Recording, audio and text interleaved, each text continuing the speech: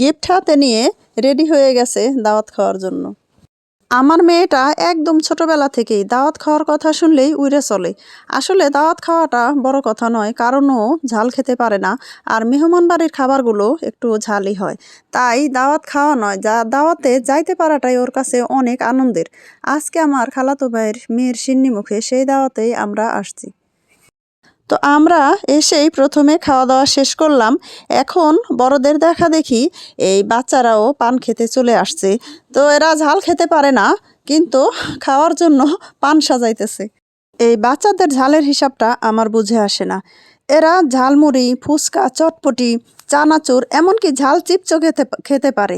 শুধু ভাতের সাথে তরকারি দেখলেই ঝাল বলে হা করে থাকে। এদের ঝালটা কোথায়, চোখে না মুখে? দেখি পান খেয়ে ঠোঁট লাল করেছে।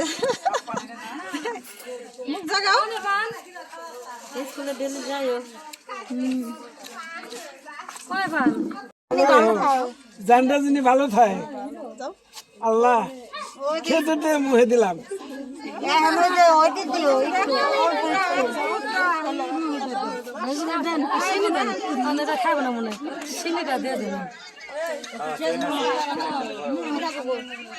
বিসমিল্লাহির রহমানির রহিম।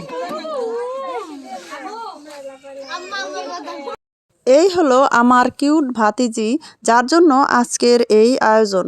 আমার ছোট খালু তার মুখে খেজুর এবং পায়েস তুলে দিল।